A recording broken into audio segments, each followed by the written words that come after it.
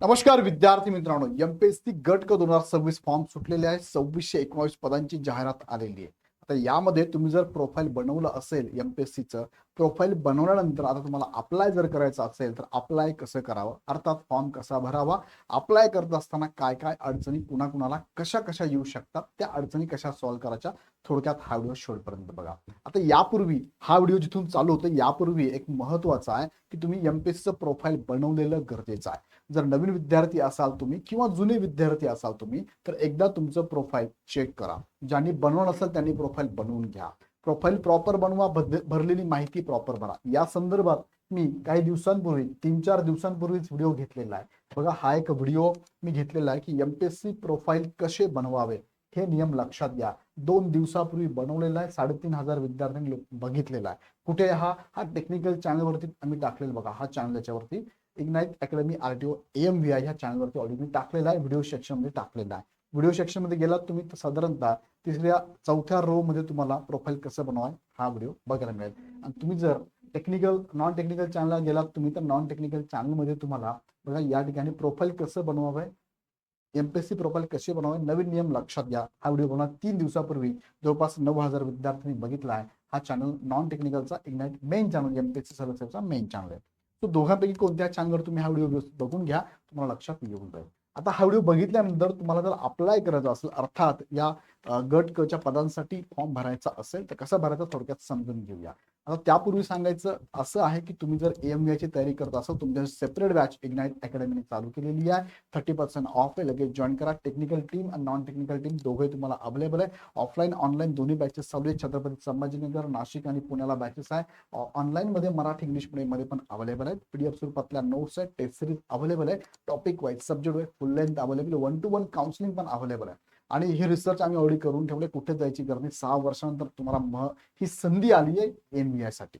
So Dhananjay कचरे sir ज्यांनी आतापर्यंत लास्ट 17 आणि 20च्या एक्झाम क्रॅक करून एमव्हीआय हे पद मिळवलेलं आहे, त्यांचा अंडर गायडन्स तुम्हाला हे सगळे इथे मिळणार आहे. प्लस जे उरलेली पद आहे त्यांसाठी लक्ष बॅच पण आपली चालू झाली. ह्या बॅचला पण तुम्ही जॉईन करू शकता. यामध्ये तुम्हाला ही धुरंधरची टीम तुम्हाला पूर्ण गायडन्स करणार आहे. ह्या पण ऑनलाईन ऑफलाईन दोन्ही बॅचेस अवेलेबल आहे.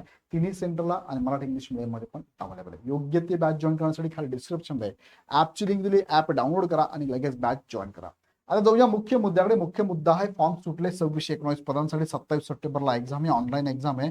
2619 पदांसाठीची एक्झाम. फॉर्म अप्लाय करताना तुम्हाला लास्ट डेट बघा 17 जुलै दिलेली आहे. अजूनही तुमच्याकडे वेळ आहे. अजून काही दिवस थांबून फॉर्म भरून टाका. आता सुरुवातीला बघा तुम्हाला मी सांगतो, तुम्ही लॉग इन केलंय एमपीएससीच्या प्रोफाईलला तुम्ही गेला आणि लॉग इन केलं. लॉग इन आयडी पासवर्ड तुम्हाला माहिती असतं. लॉग इन केलं. लॉग इन केल्यानंतर तुम्हाला ही विंडो समोर दिसते. यापैकी तुम्हाला काय करायचं आहे, पहिले चेक करायचं तुमचं अकाउंट. माय अकाउंटवर क्लिक करा आणि तुमचं अकाउंट पहिले लॉक असणं गरजेचं आहे. लॉक असेल तर तुम्हाला काय दाखवेल, तुम्हाला अपडेट आहे आणि अनलॉक आहे म्हणजे तुमचं लॉक झालेलं आहे. बरोबर आहे. अनलॉक आहे म्हणजे लॉक केलेलं, अनलॉक नाही म्हणजे अनलॉक करू शकता तुम्ही म्हणजे लॉक आहे याचा. ओके, हे असं असेल तर तुम्ही फॉर्मला अप्लाय करू शकता. एकदा चेक करून घ्या. हे सगळं झाल्यानंतर तुम्हाला काय करायचं आहे, ऑनलाईन ऍप्लिकेशन वरती क्लिक करायचं आहे. मग ऑनलाईन ऍप्लिकेशन वरती क्लिक केलं तुमच्या समोर तुमच्या प्रोफाईलनुसार, तुमचं हे प्रोफाईल आहे ना, तुमच्या प्रोफाईलनुसार एमपीएससीच्या आलेल्या कोणकोणत्या जाहिराती तुम्ही ऍप्लिकेबल आहात किंवा कोणकोणत्या जाहिराती एमपीएससीच्या आलेल्या आहेत ते तुम्हाला इथे समोर दिसतात. बघा ही जाहिरात आहे, पब्लिश कधी झाली आहे ते पण दिलेलं आहे आणि ऍडव्हर्टाइज नंबर पण दिलेला आहे, ऍडव्हर्टाइज नेम पण दिलेला आहे आणि तुम्हाला देवनागरीमध्ये मराठीमध्ये पण सांगितलंय. सो तुम्हाला ह्या एक्झामला ग्रुप सी ला अप्लाय करायचं आहे. मग ज्याला अप्लाय करायचं असतं त्याला काय करा, व्ह्यू वरती क्लिक करा. ह्या व्ह्यू वरती क्लिक केल्यानंतर तुमच्यासमोर विंडो ओपन होणार आहे अशी. ह्या विंडोला मग काय करा, तुम्ही चेक इलिजिबिलिटी चेक करा. बघा चेक इलिजिबिलिटी कोणत्या पोस्टवर तुम्ही करताय, ग्रुप सी सर्व्हिस साठी करताय. इलिजिबिलिटी आता यामध्ये किती पद आहेत, 5 वेगवेगळी पद आहेत. मग तुम्ही कशासाठी अप्लिकेबल आहात, कोणत्या पदासाठी तुम्ही इलिजिबल आहात, तुमच्या प्रोफाईलनुसार, तुमच्या शैक्षणिक अर्हतेनुसार, तुमच्या डॉक्युमेंटनुसार, तुमच्या सर्टिफिकेशननुसार ते चेक करा. चेक एलिजिबिलिटी वरती क्लिक करा. त्यानंतर तुमच्या समोर विंडो येईल बघा. इंडो काय खाली window, you are eligible and can apply for this post. एका पोस्ट समोर नाव आहेत बघा. सपोज ही पोस्ट काय, इंडस्ट्रियल इन्स्पेक्टर 2026 ची गट क ची पोस्ट आहे. अजून काय येऊ शकतं, इतर पोस्ट बघा. जसं की तुमच्या समोर आलंय tax assistant, you are not eligible for this post. अरे असं कसं काय नॉट एलिजिबल, एका पोस्टला आणि का, तर तुमच्याकडे त्याच्यासाठी लागणारे डॉक्युमेंट नाहीये. म्हणजेच काय, टायपिंग सर्टिफिकेट कंडिशन फेल. यासाठी टायपिंग सर्टिफिकेट लागतं. तुमच्याकडे टायपिंग सर्टिफिकेट संदर्भात तुम्ही काही माहिती भरलेली नाही. सो ही कंडिशन फेल झालेली आहे. आता असे मेसेज येणार आहे. मग काय येणार असे मेसेज, तर काहीतरी तुमच्या डॉक्युमेंट प्रोफाईलमध्ये गडबड झालेली आहे. ओके, इथपर्यंत झालंय. मी तुम्हाला सांगतो काय होऊ शकतं, काय गडबड होऊ शकतं आणि याचे उत्तर पण तुम्हाला मी सांगतो. मग आता ज्या ज्या पोस्टला तुम्ही ऍप्लिकेबल ते पोस्ट तुम्हाला इथे दिसतात बघा, 3 सपोज 3 पोस्ट आहे. आता तुम्हाला तिघांनाही अप्लाय करायचं असेल ते इनबिल्ड येऊन जातं, तिघांना टिक आहे. मग तुम्हाला वाटतं की सर नाही मला ना फक्त एम व्हायलाच अप्लाय करायचं, दोघांना नाही करायचं, मग हे टिक काढून टाका. फक्त एकाच पोस्टला तुम्ही अप्लाय करू शकता, तिघांनाही करू शकता, एकाला करू शकता, किती करू शकता. पण माझ्या म्हणण्यानुसार असं राहील की तुम्ही जेवढेही दिसतात त्यांना अप्लाय करून टाका. तुम्ही इलिजिबल आहात ना.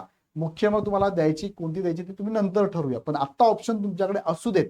नाहीतर तुम्हाला सर नाही मला फक्त एमव्हीएस करायचा आहे, ठीक आहे भविष्यात तुम्ही एमव्हीएस करा, पण आता एकत्र आहे ना सगळ्यांची एक्झाम, तो सगळ्यांसाठी टिक करून ठेवा, अप्लाय करून टाका. अप्लाय केल्यानंतर तुम्हाला समोर विंडो येते बघा अशी. इथे विंडो तुम्हाला अप्लाय करताना जसं मी तुम्हाला मगाशी म्हटलं तसं नॉट एलिजिबल असं पण दाखवते बघा, you are not eligible. Apply करा. अप्लाय केल्यानंतर समोर विंडो येणार तुमच्या.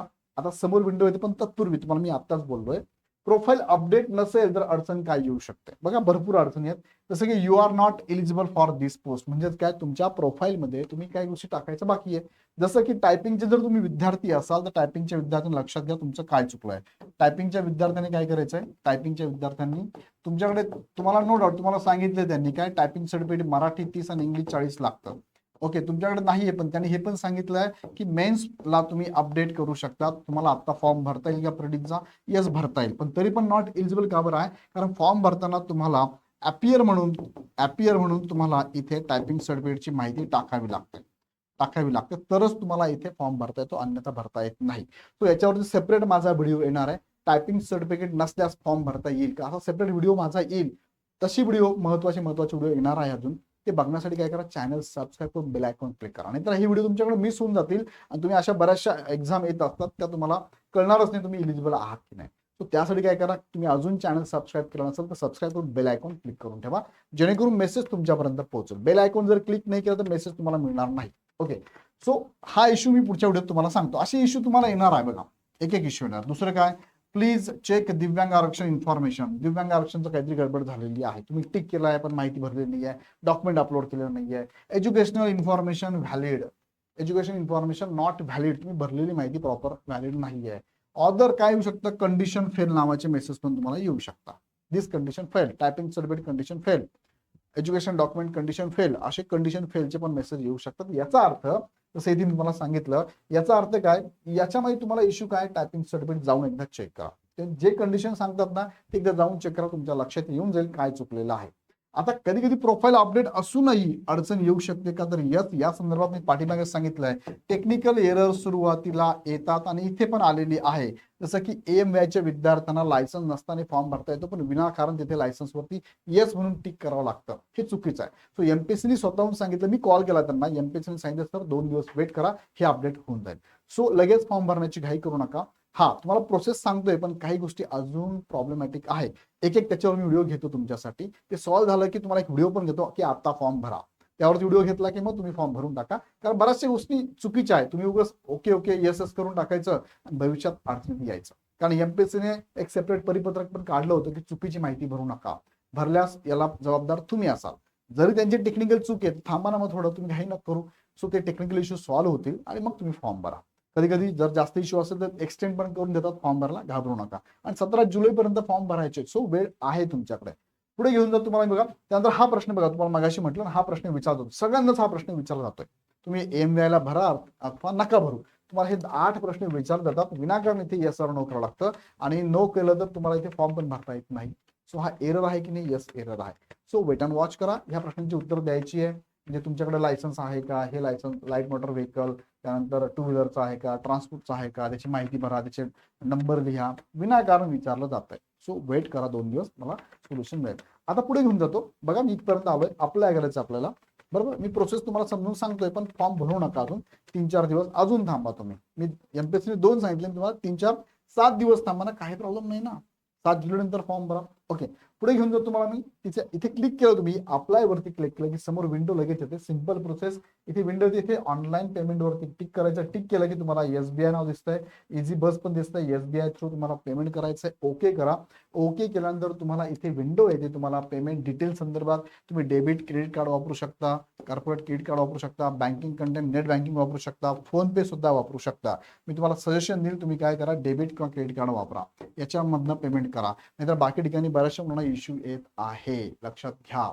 सो डेबिट क्रेडिट कार्ड तुमचं वापरा, जसं कोणाचं असेल त्यांचं वापरा, तुमच्या रिलेटिव्हचं मित्राचं ते वापरून त्याला पैसे देऊन टाका परत. कार्ड नंबर टाका, त्याचं नाव टाका, expiry date, year, CVV number असतो बघा डेबिट क्रेडिट कार्डच्या मागे, ते टाकून द्या. सगळं झालं की तुम्हाला टोटल पेमेंट भरा 294, म्हणजे टोटल 396 भरायचं आहे. हे कॅटेगरीच्या विद्यार्थ्यांसाठी आहे. आणि मग तुम्ही पेमेंटवरती इथे जेव्हा पे नाऊ करता डायरेक्ट तुम्हाला ते तुमच्या कार्डचा OTP वगैरे टाकून तुम्हाला पेमेंट करायचं आहे. अशी सिंपल प्रोसेस ही फॉलो करायची. काही अडचण असेल आमच्या टीमला कॉल करा आणि मी लगेच सांगतो तुम्हाला, कॉन्फिडेंटली सांगतो, 100% सांगतो आणि आमच्या टीमवरचा विश्वास घेऊन तुम्हाला सांगतो.